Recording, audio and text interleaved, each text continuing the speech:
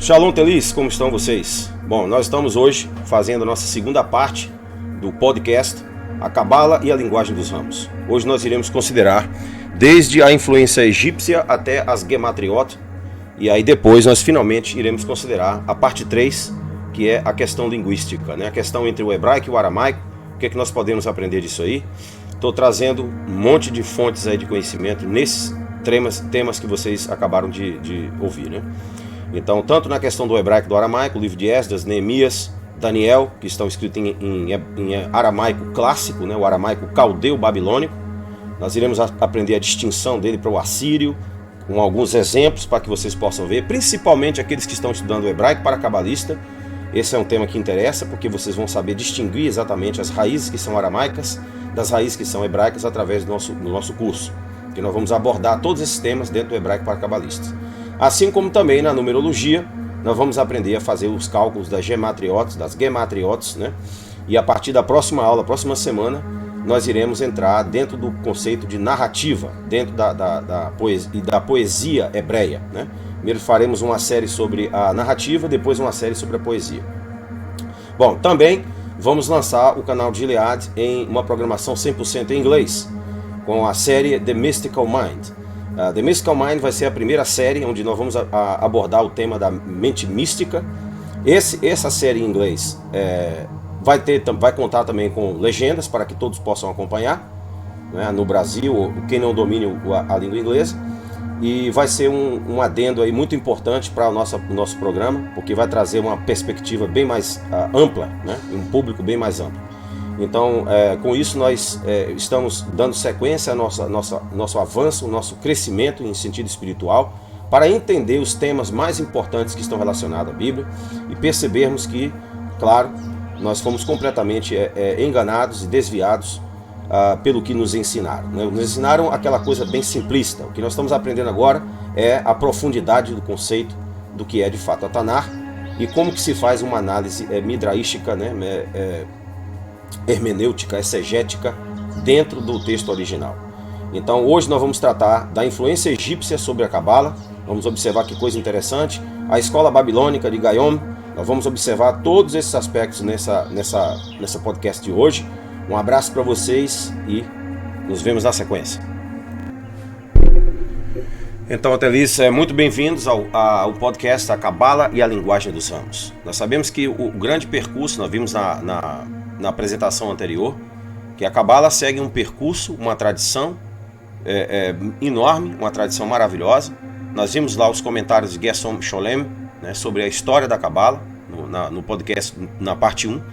Nessa parte 2 agora, nós vamos passar agora para a influência egípcia, a influência babilônica, o Rabi Akiva e a sua praxis intensa. E na parte terceira, nós iremos abordar o aspecto linguístico, né? O que distingue o aramaico do hebraico, qual a relação proporcional que existe de uma língua para com a outra na questão da interpolação do aramaico no hebraico.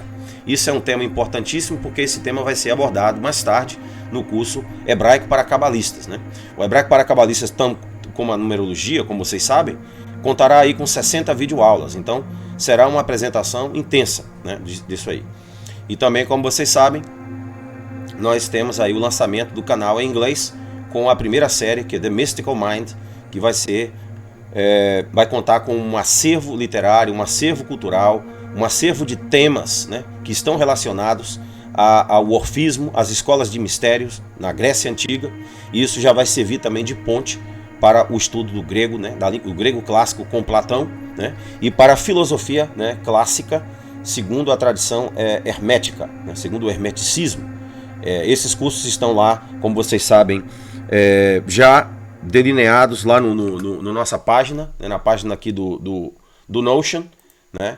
Eu vou passar o link para vocês. Vocês vão observar que nós temos aqui um acervo de cursos, né, com todos os seus temas principais. Nós temos aqui o podcast que iremos analisar hoje, A Cabala e a Linguagem dos Ramos, que vai se tornar um curso no nível introdutório para aqueles que queiram ter acesso. A Clavícula de Salomão, que já foi concluído com 35. A Numerologia, Geometria Sagrada na Tanar, que nós estamos dando sequência. E Hebraico para Cabalistas, juntamente, né, em sincronia. Também nós teremos no nível avançado a Orgonomia de Wilhelm Reich, a Aurora Dourada, Topologia como Metafísica, que isso aqui já é justamente a transição, né, das formas geométricas que nós aprendemos na Gematriota. Nesse curso aqui que nós vamos aprender, né, estamos em fase de dando sequência, né, não concluímos ainda, claro. Então nós vamos passar para o conceito de topologia e lógica modal como metafísica. Semântica, termos um curso completo sobre semântica. Claro, grego clássico com Platão, classiquia heleniki, grego koiné e kini dialectos, o método de controle da mente por José Silva e Philip Miele, a filosofia clássica, né, que essa série em inglês vai abordar temas que vão entrar nesse curso aqui, ó, a filosofia clássica segundo a tradição hermética. Também iremos conhecer o que é teologia nos termos clássicos dos antigos filósofos gregos, que é a teologia dos primitivos filósofos gregos, a literatura clássica greco-romana. Nós vamos incluir aqui toda a literatura referente ao conhecimento místico, ao conhecimento que foi praticamente censurado lá do passado, que ficou encriptado, né, para a maioria da humanidade através da língua grega e através do latim. A matemática grega clássica. E aqui nós iremos abordar a conceitualização histórica de tudo que nós analisamos até agora no curso de Gilead. Todos os temas que vocês viram sendo abordados aqui, vocês vão ver agora a perspectiva histórica disso aí tudo, através de um grande autor que infelizmente não chegou até o Brasil, devido a simplesmente estar em inglês, então a maioria das pessoas não tiveram acesso, que é o Carol Quigley. Ele vai nos trazer aqui Tragédia e Esperança, na sua obra histórica maravilhosa, seu clássico, a história do mundo em nosso tempo. Então ele vai abordar todos os aspectos da história, principalmente do ponto de vista do misticismo, das escolas de mistério, né, das corporações que governam o mundo e assim por diante. O estabelecimento anglo-americano é simplesmente um clássico também, por Carol Quigley. O Poder da Consciência, por Neville Goddard, também vamos abordar. E finalmente o Trivium e o Quadrivium, que é a educação clássica. Então todos esses cursos aqui, inclusive os temas mais complexos, nós vamos passar lá no grupo para vocês como que nós vamos proceder para analisarmos temas que são polêmicos, temas que possivelmente podem ser até censurados. Nós vamos saber exatamente qual o tipo de criptografia que nós vamos usar para lidar com esse tema, tá? Eu vou mostrar a vocês depois como que nós vamos fazer com a metodologia que eu criei aqui para que a gente possa usar o próprio conhecimento que nós estamos utilizando aqui, que nós estamos aprendendo, para encriptar muitas das coisas, tá? Que nós vamos aprender aqui em mistérios, como se diz na tradição. Então no livro hoje, na parte hoje, a Cabala, né? O podcast, a Cabala é a linguagem dos ramos, nós iremos agora dar sequência justamente a influência egípcia, que está aqui, ó. A influência egípcia, a escola babilônica de Hai Gaon, ó, Rabi Akiva e sua intensa praxis, e claro, iremos começar aqui com a influência egípcia. Então esse é o tema básico que nós iremos analisar hoje. Vamos ver aqui agora na sequência. Então, gente, a influência, né, egípcia é notória, é clara. Por quê? Porque os israelitas saíram do Egito. E o Egito é na África, né? Então existe aí uma série de incoerências, uma série de inexatidões históricas que impregnaram no subconsciente das pessoas através de filmes, né, de que Moisés era louro, cabelo, né, os olhos azuis e assim por diante. E nós vamos observar que isso não procede, nunca procedeu. Isso é simplesmente uma ficção, é uma criação da indústria cinematográfica, do sistema, né, que tentou impregnar em nossa mente a ideia de que da superioridade da raça branca. E claro, isso seguiu aquele traço normal da eugenia, né, que é uma doutrina de raça, né, que considera a raça como sendo primordial. No caso da Cabala, a Cabala não necessariamente pensa em termos de raça.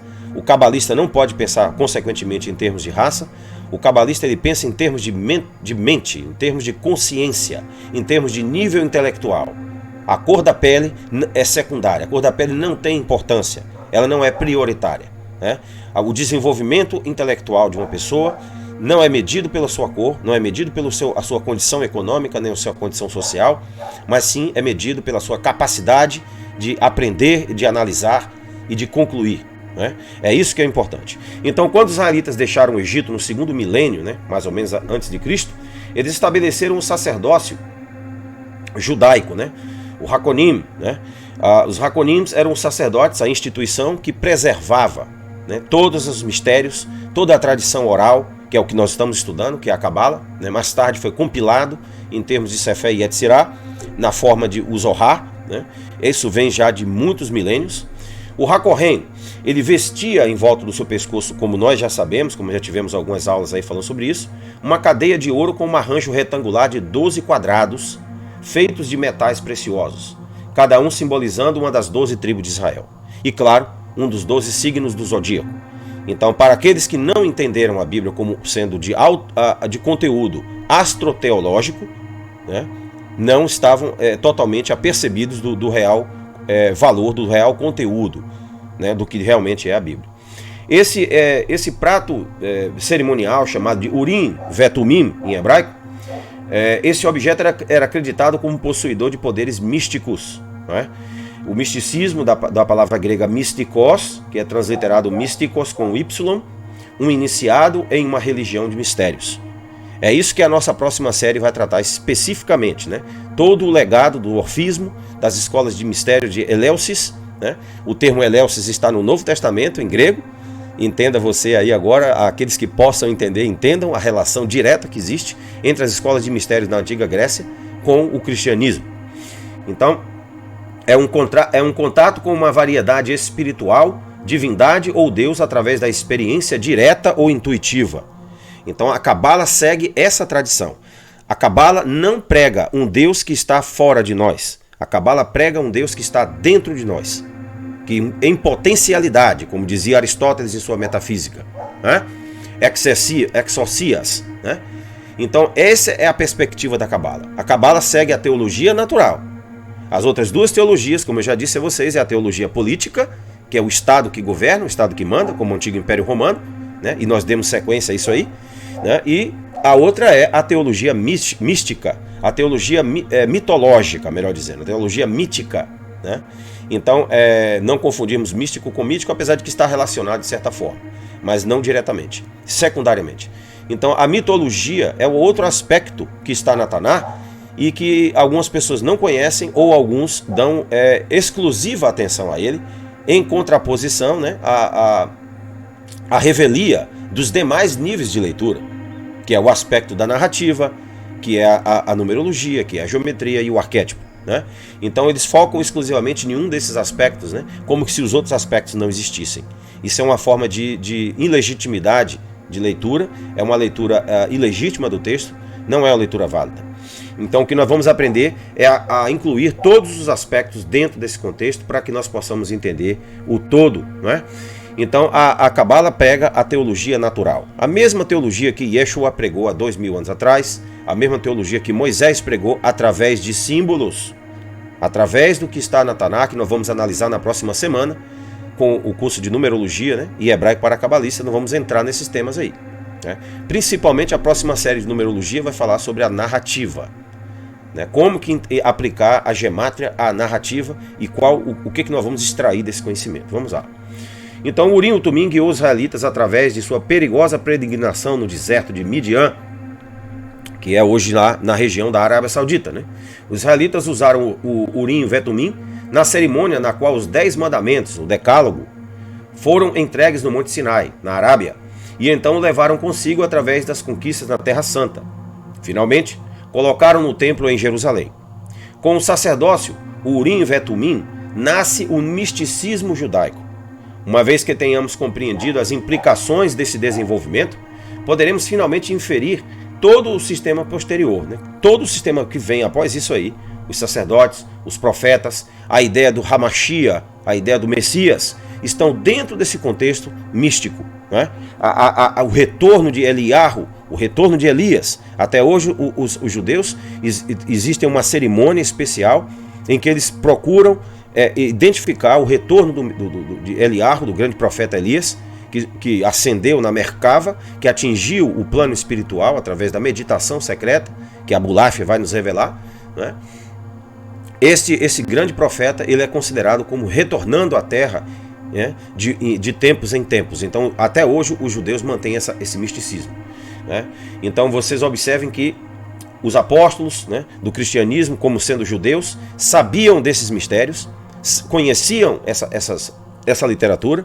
O apóstolo Judas, na sua carta em Judas, claramente cita o livro de Enoque, que é um livro que foi o quê? Censurado. foi tirado da Bíblia. Por quê? Porque abordava temas que estão em consonância com o que nós estamos discutindo aqui no curso de Gileade. E por que eles fizeram isso? Porque eles queriam que nós tivéssemos uma versão estreita da verdade, uma versão pequena, não uma versão ampla, né? E de certa forma eles foram bem sucedidos aí durante os últimos séculos, eles foram bastante bem sucedidos, mas agora tudo indica que isso está caindo por terra, porque está havendo um despertar em todo o mundo. As pessoas estão vindo para a verdade sobre esse tema, estão querendo descobrir realmente o que de fato é a Bíblia, o que de fato é Deus e como que nós estamos inseridos nesse contexto. Então, tudo isso os apóstolos também, claro, conheciam como sendo judeus. Todos esses temas aqui, né, os sacerdotes, os profetas, o misticismo judaico, o Messias, fazem parte de um processo contínuo do grande arcano judaico. Filo de Alexandria, ele dá um testemunho muito forte sobre isso aí. Ele nos diz o seguinte, está em inglês aqui, mas eu vou traduzir.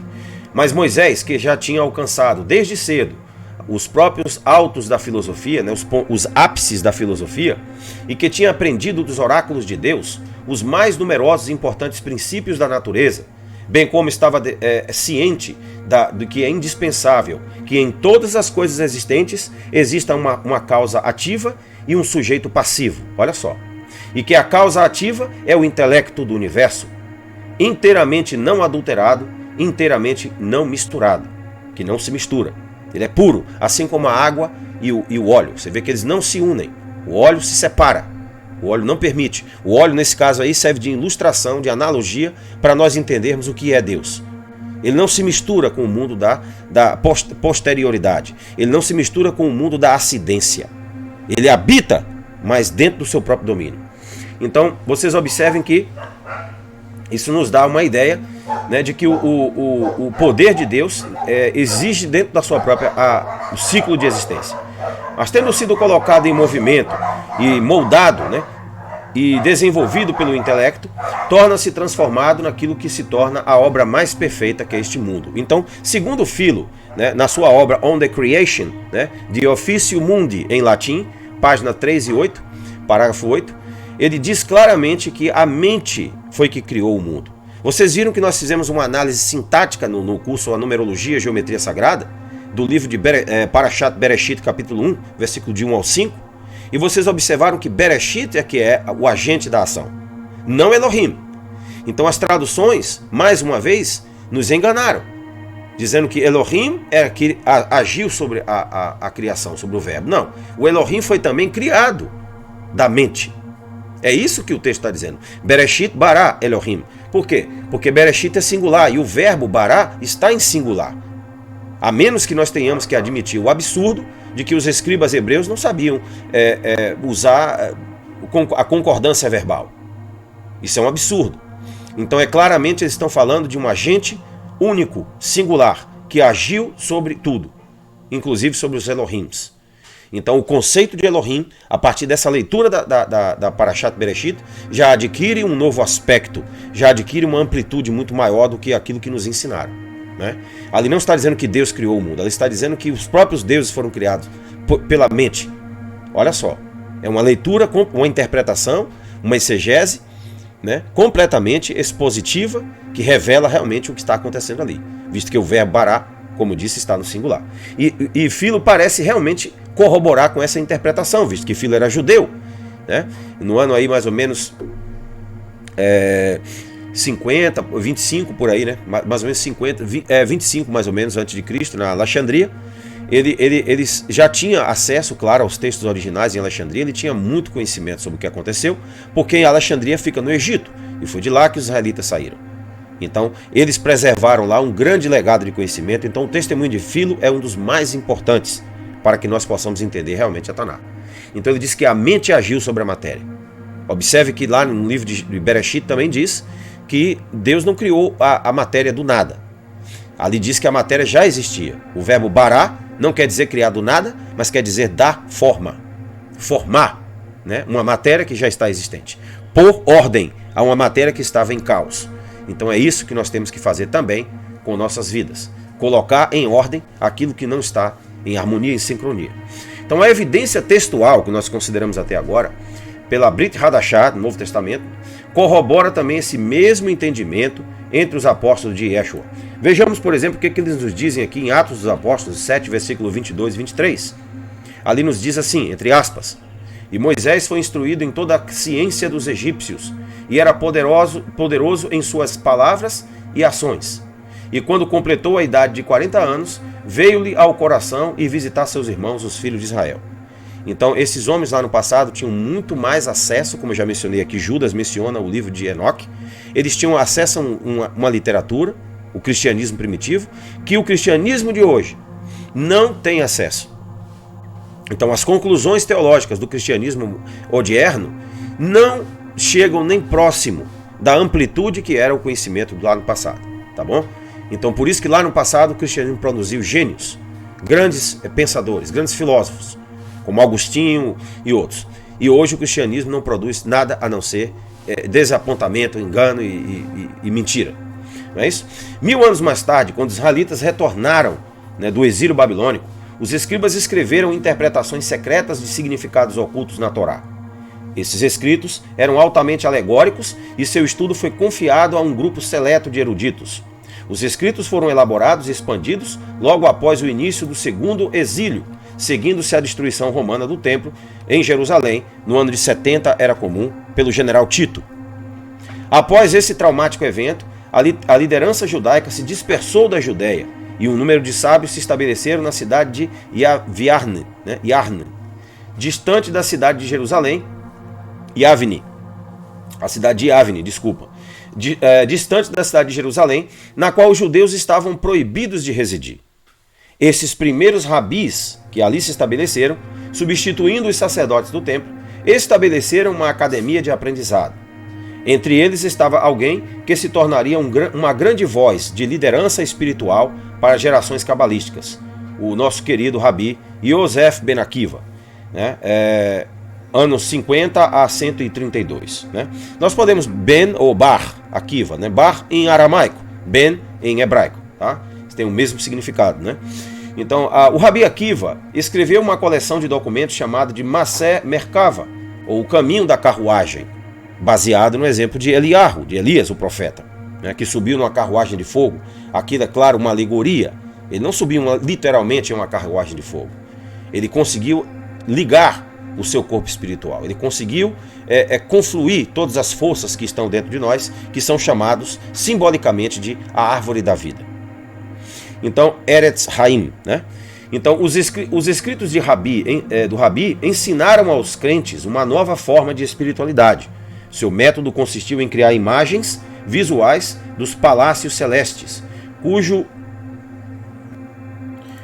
E assim, nesse caso, ele criou essa obra, o Masé Marcava, que consistia, né, de imagens visuais através de um processo de respiração e recitação dos nomes em hebraico, à direita, à esquerda, virando a face para um lado, para o outro, de uma forma muito similar ao que é feito hoje no Islã. Né? Se vocês sabem, a oração do Islã também segue um procedimento muito similar. Então, o propósito era induzir a meditação, o sujeito, né, o indivíduo, a um estado de meditação, um estado de alfa, através dela, com a maior aproximação ao ser divino. Então, esse era o método de Ben Akiva, que foi passado como herança e que Abraham Abulafia compreendeu de forma magistral e elaborou na sua obra muito breve, né, que nós já temos também lá no Google Drive para quem possa ter acesso. Tá?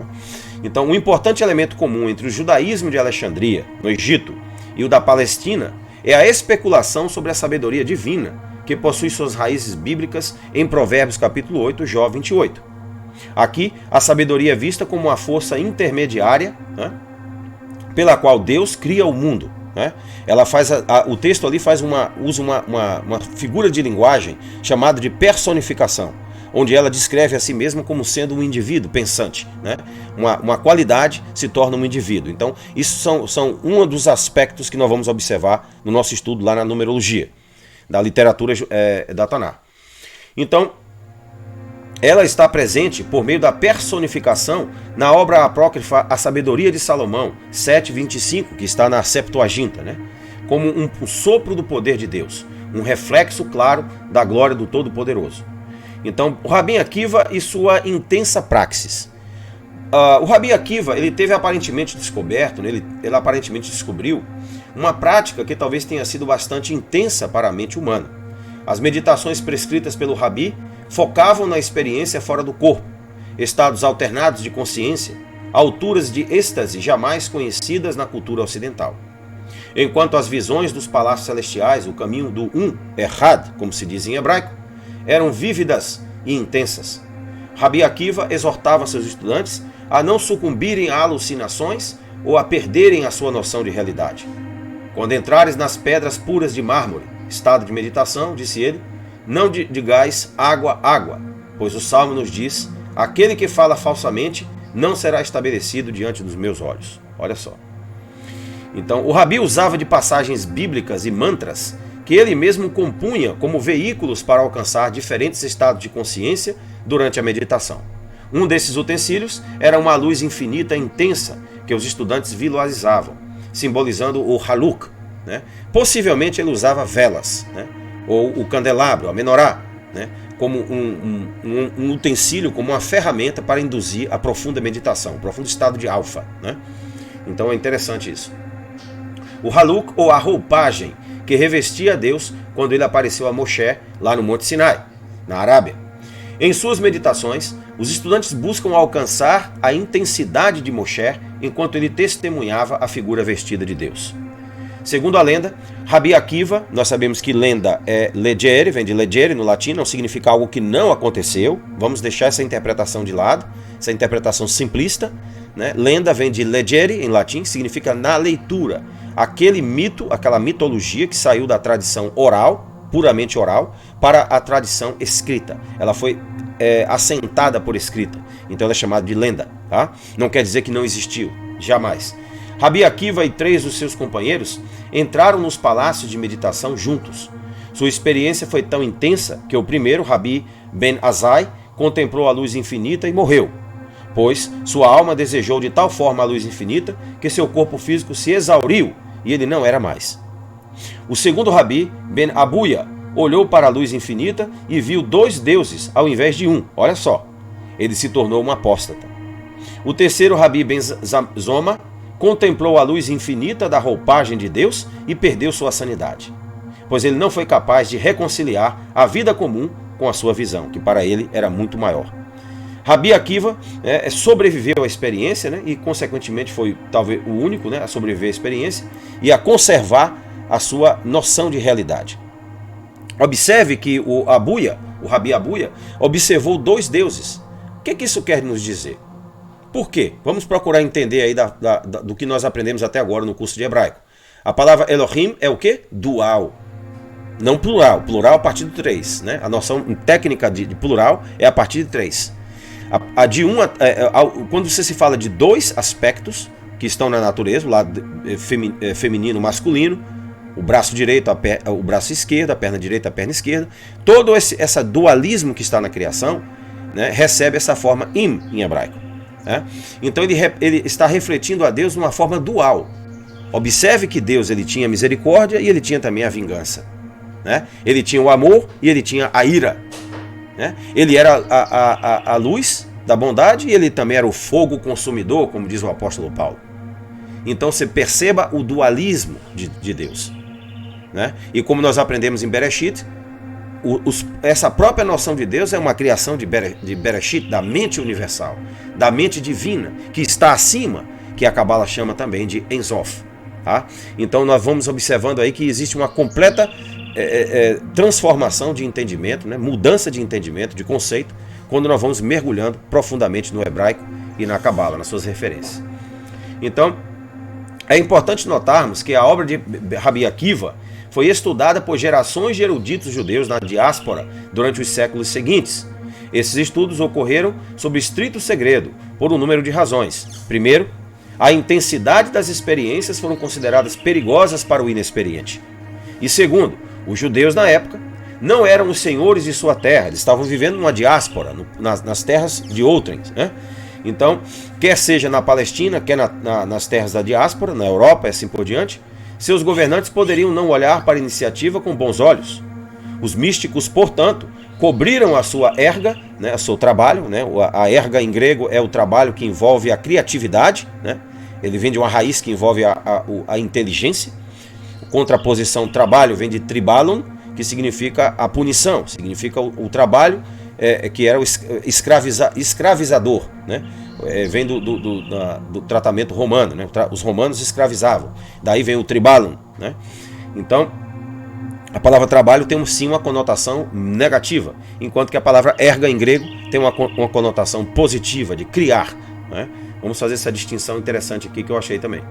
Então, frequentemente distorceram os seus escritos para confundir os não iniciados. Então, tudo que vocês viram de alegorias que foram usadas na Cabala, no Sefer Yetzirah, no Zohar, que nós vamos estudar mais à frente, lá no curso de Hebraico e Numerologia, nós vamos fazer leituras de extratos, então vocês vão começar a perceber. Só que antes nós vamos nos familiarizar primeiro com a linguagem, né? Através do estudo da Taná, da numerologia, da interpretação, da narrativa, da poesia, né? Das linguagens figuradas que são usadas, figuras de linguagem, como nós vimos aí atrás, personificação, para que nós possamos preparar a nós mesmos, nos familiarizar, para entendermos o que foi feito com a Sefer Yetzirah e a Zohar.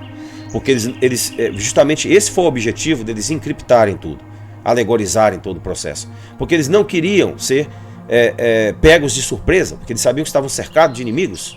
Eles não estavam na sua própria possessão, no seu próprio domínio. Tá bom, gente? Então, para assegurar-se da integridade da tradição, ela foi passada oralmente de mestre para discípulo. Então, daí que manteve-se essa tradição. A escola babilônica de Hai Gaon, de 939 a 1038. Ano Domini, isso período medieval, né? No 10º século, a escola babilônica de Hai Gaon focou seus esforços nas meditações introduzidas por Rabi Akiva e pelos seus seguidores na expansão da consciência individual antes do que na alternância de estados da consciência. Na Palestina e na Europa, as meditações místicas permaneceram no espírito da Maaseh Merkava, obra de Akiva, né? O princípio norteador das meditações era que, através delas, qualquer judeu seria capaz de aplicar a experiência sofrida por Moisés no Monte Sinai, na Arábia, quando os israelitas receberam os 10 mandamentos. No 11º século, na Espanha, o místico Salomón ibn Gabirol deu um nome ao sistema de misticismo e às meditações secretas judaicas. Ele a chamou de Kabbalah. Mas nós já observamos que o apóstolo Paulo, lá no 1º século, também usa a palavra Kabbalat, Avotai, a cabala dos meus pais. Então, de fato, ele não criou esse termo. Ele simplesmente usou esse termo que já estava consagrado dentro da literatura mística, dentro da tradição. Então, a tradição recebida pelos judeus, dos seus ancestrais israelitas, estes eram os ensinos secretos recebidos de boca a ouvido, uma transmissão direta de preciosa sabedoria espiritual. Na Espanha e em outras partes, os cabalistas, como eram agora nomeados, organizaram-se como sacerdotes secretos dedicados ao estudo da antiga sabedoria da Torá e dos seus comentários, buscando por conexões e verdades ocultas no texto sagrado. Logo, eles voltariam sua atenção ao segredo dos números. Aqui agora que nós entramos no tema da Gematriot, né? As Gematriotes em plural, a Gemátria, né? Cada letra do alfabeto hebraico, segundo essa tradição, designa um valor numérico. Os sábios puderam observar que as palavras que possuíam o mesmo valor de letras no total eram conectadas de alguma forma misteriosa, fato já detectado pelos gregos desde os dias de Pitágoras. Esse estudo dos números e significados associados ficou conhecido como Gematria, plural Gematriot. As permutações das letras hebraicas eram usadas para estudar significados ocultos na Torá, os 5 livros de Moshe, por antigos cabalistas na Palestina. De fato, uma leitura da Epístola aos Gálatas, escrita pelo ex-fariseu, então missionário cristão, Shaul, bem mais conhecido como o apóstolo Paulo, menciona especificamente a palavra Kabbalah ao fazer menção de sua trajetória no judaísmo do 1º século. Tempo em que o tanaísmo, promovido pelo maior de todos os rabis, Gamaliel, Ramban, estava em plena força. Então Paulo nos relata lá, nesse texto, né, ele nos relata que Kineti le Kabbalat Avotai. Eu era zeloso, Kineti, eu era ativo na cabala dos meus pais, Avotai. Né, a palavra avó, vem do hebraico. Então, se nós estamos falando meu avô, minha avó, nós estamos falando de uma herança maravilhosa, de uma herança mística dentro da Cabala, dentro do judaísmo, que nós devemos preservar na nossa língua em português, beneficiária última dessa grande tradição. Então Paulo lá em Gálatas 1,14, na tradução do Novo Testamento em hebraico, tá? Não em português. Em português eles traduziram como a tradição, que é um termo genérico, não quer dizer nada. Que tradição você se refere? Não, Paulo não usou um termo genérico, Paulo usou um termo específico. Ele disse lekabalat, que é, claro, a cabala, né? É o objeto, né? A cabala dos meus pais, né? É a forma acusativa. Então, as palavras hebraicas são da edição da Sociedade para a Distribuição das Escrituras Hebraicas na Inglaterra. E elas dizem o seguinte, como eu já li para vocês: que netile kabalat avotai, eu era zeloso segundo a cabala dos meus pais. Ó. Então vocês imaginam por que Paulo foi um apóstolo tão destacado? Porque ele tinha uma formação cabalística, ele tinha uma visão alegórica. Lá no livro de Hebreus, na Epístola aos Hebreus, ele claramente, no capítulo 9, identifica. No capítulo 4, no capítulo 5, ele fala de forma bem explícita sobre a alegoria do templo sagrado, a alegoria do tabernáculo de Moisés, a simbologia por trás daquilo. Assim, podemos perceber de forma clara que esse termo Cabalá é mais antigo do que nos foi antecipado. Esse era o termo oficial para designar a tradição oculta, passada desde os períodos dos primórdios em cadeia até o primeiro século, tempo em que a efervescência filosófica chegou ao seu ápice e muitas ramificações oriundas do judaísmo se dividiram, motivadas pela interpretação da Torá e pela interferência estrangeira promovida pela ocupação romana. Neste contexto, nasce o cristianismo na Síria. Porém, em Jerusalém, já havia nascido o movimento Nitzerut, que é a palavra, o termo cristianismo no judaísmo antigo. Nitzerut era como eram chamados os cristãos lá no primeiro século, há 2000 anos atrás, né? Antes deles serem chamados de cristianos, em latim, Christos, né? Que vem de Christos, que vem do grego. A palavra em hebraico era Nitzerut, encabeçado por Yeshua e seus seguidores, que, diga-se de passagem, claro, eram todos judeus. Tá? O segundo século daria origem também aos ebionitas, né? Evion é bionita, quer dizer aquele que é piedoso, né? Termo empregado pelos cristãos patrísticos para se referir aos cristãos de orientação judaica. No 12º século, os cabalistas franceses acrescentaram a prática da meditação baseada no tetagrama, Yod, He, Vav, He, as 4 letras do nome divino. Essas meditações incluíam exercícios respiratórios e gestos corporais em adição ao estudo dos valores numéricos das letras do tetagrama. Em 1280, o cabalista espanhol Moses de León escreveu um estudo épico sobre a Cabala, no qual ele reuniu todos os mais importantes elementos da meditação e do misticismo conhecido desde os tempos antigos até a sua própria era. O livro intitulado Sefer HaZohar e o livro do esplendor, né? A luz intensa, a luz da infinitude de Deus. O Zohar foi o direto resultado da experiência mística de León, o produto de suas meditações sobre o nome divino. Ele foi escrito na antiga língua enigmática do aramaico, língua franca do Oriente Médio, durante a aurora da civilização. As raízes do Zohar estão profundamente conectadas à antiga tradição da Cabala de Shimon Bar Yochai, um estudante de Ben Akiva. Até o presente dia, o Zohar é considerado o mais importante livro da literatura cabalística. Então aqui nós finalizamos a nossa parte 2. A próxima questão que nós iremos analisar é a questão linguística. Por que o Talmud não foi escrito em hebraico como a Bíblia e a Mishnah, dado o quão importante é isso para o judaísmo? Não é o hebraico referido como a língua sagrada? Então nós vamos observar essa aparente dicotomia, né? E vamos observar que eles estão bem mais próximos do que nós imaginávamos. Um abraço para vocês, shalom, e fiquem com Deus.